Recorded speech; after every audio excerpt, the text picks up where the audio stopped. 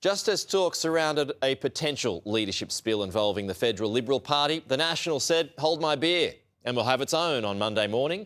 Joining us live now is the Nationals Senator Matt Canavan for his thoughts on this. Matt, I know you've been asked a few times about rumblings this week, so I'll chip in now with a few questions on this. How do you see this spill going next week?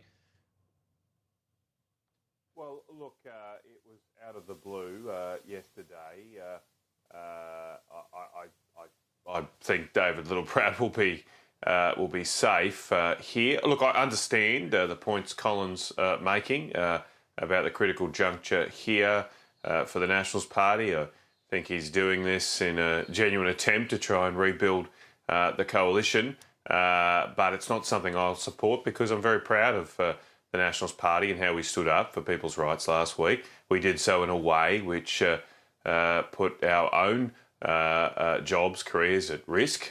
Not myself, but my colleagues, very proud of them for sacrificing their shadow ministerial portfolios on a principle to fight for the Australian people. So that is all we've got to focus on now. And because I'm proud of everything that everybody did last week, I won't be supporting a change next week.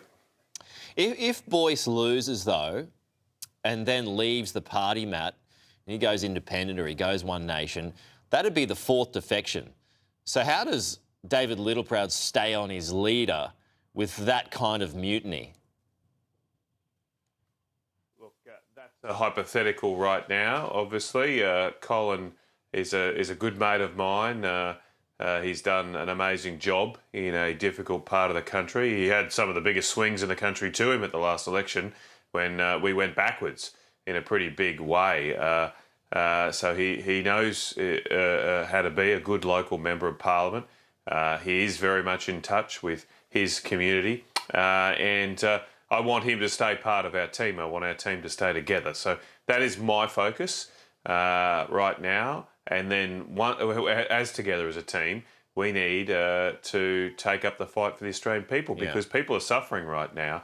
We now have the highest inflation rate in the developed world, the highest interest rates in the developed world. They're likely to go up further next week because the government has lost control of government spending and inflation, and that's the fight we've got to take up. That's what I'll be focused on next week in Canberra. But just back on that point, though, with all of those defections, if Colin were to leave the party, say he loses the spill and then leaves the party, I mean, the focus will then be back on David Littleproud, right? So how can he stay on as leader with that many defections?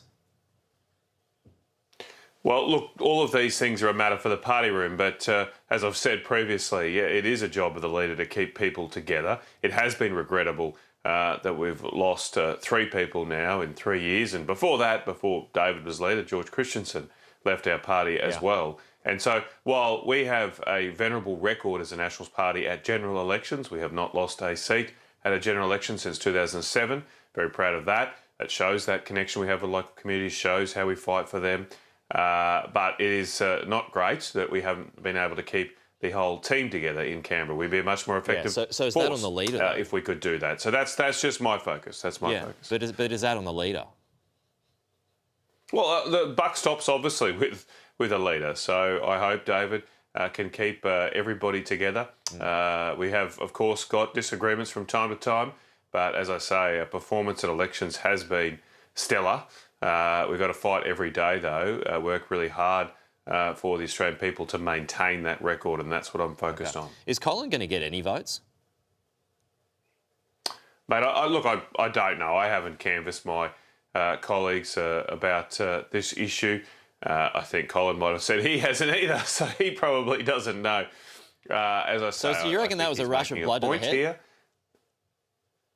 Look, I'm not going to question and speculate on the motives of other people. Can't read their minds. But I do, as I said earlier, I think Colin is genuinely here trying to get the team back together. I'd like to see the coalition come back together because there's no reason for us to be apart just because we disagreed on hate speech laws. I mean, that is in the rear-view mirror. That disagreement now has been done and gone.